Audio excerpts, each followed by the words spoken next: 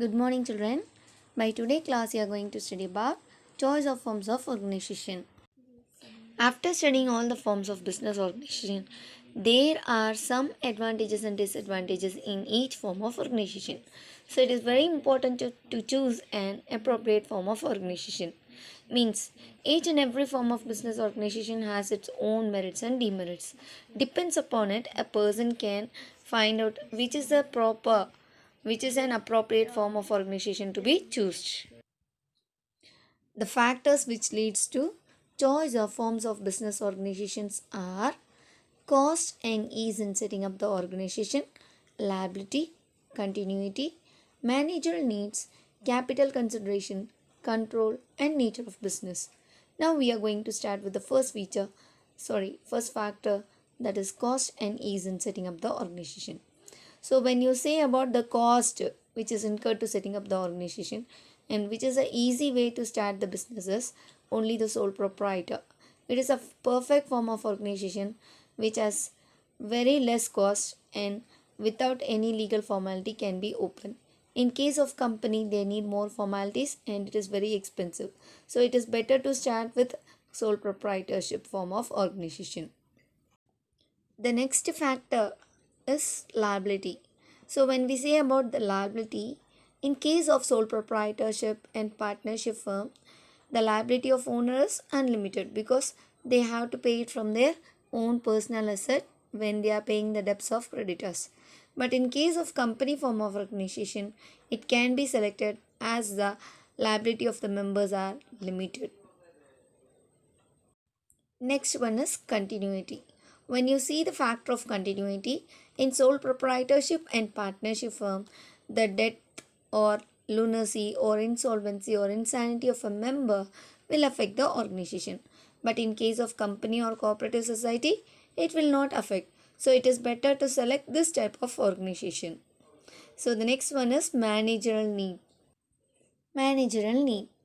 Expert opinion is not needed in case of sole proprietor and partnership or in the case of joined in the family sole cooperative society. Here, the experts are not appointed to take the proper decisions. But in case of company, they used to choose a proper person in order to take the effective decisions. So the company can offer experts for management.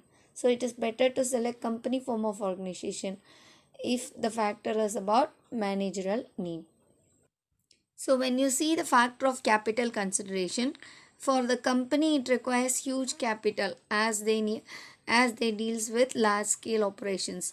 But in case of partnership or sole proprietorship, it is better to select such form of organization as very little capital is enough to start a business and to run it. And next one is about control. So the next factor is about control, where in case of sole proprietor joined Hindu family, here the control and decision is taken by only one person who is the head of it, and in sole proprietor he is the only person who is taking the decision.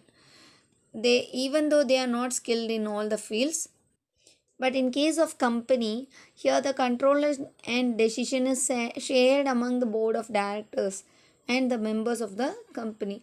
So it is better to select joint stock company form of organization.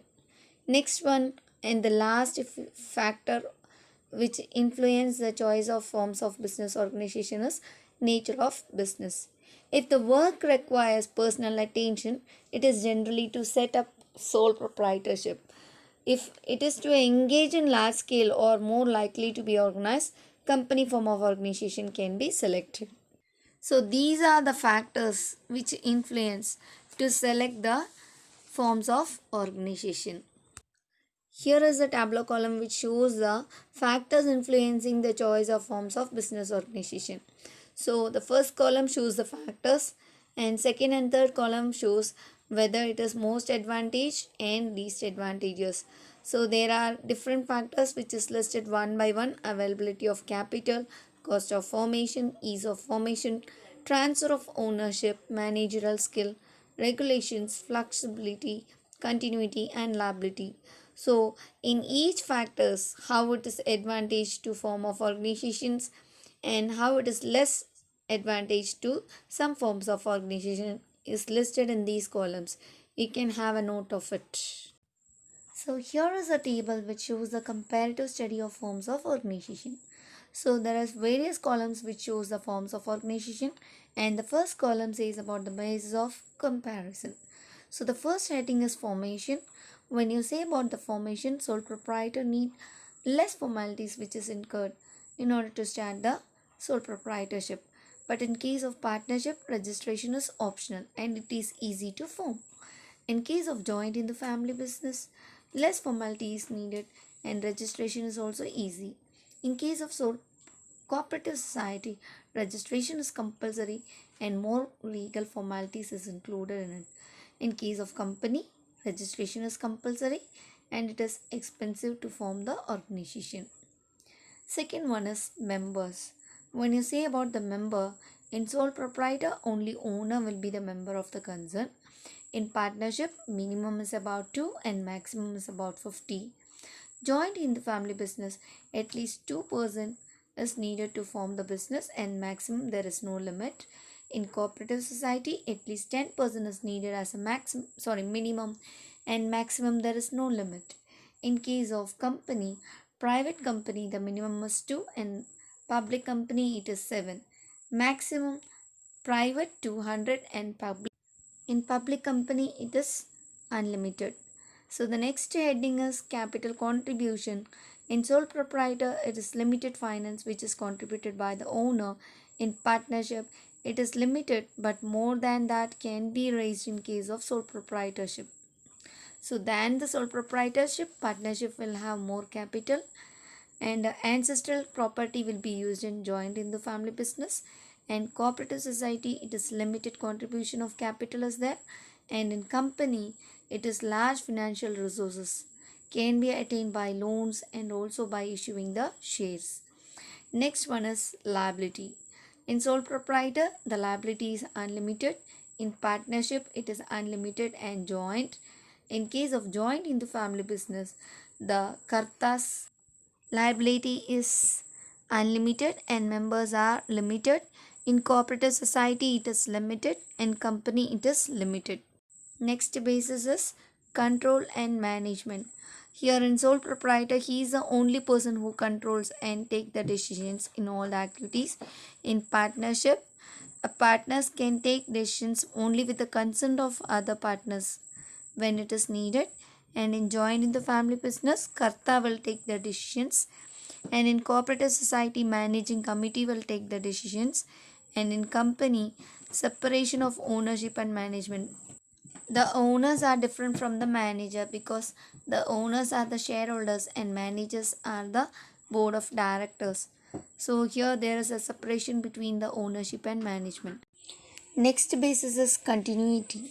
Here in sole proprietor it is unstable as it depends upon the owner. The partnership also it is not more stable as it affects the status of partners. And in joint Hindu family business also it is a stable business because it will continue after the death of karta. In cooperative society it is stable as it has a separate legal entity. And here the company is also stable because it has a separate legal entity. The members' entry or exit will not affect the company. So these are the comparison which shows in the table in the evaluation of forms of organization. So till this you have studied about the forms of choice of business organization.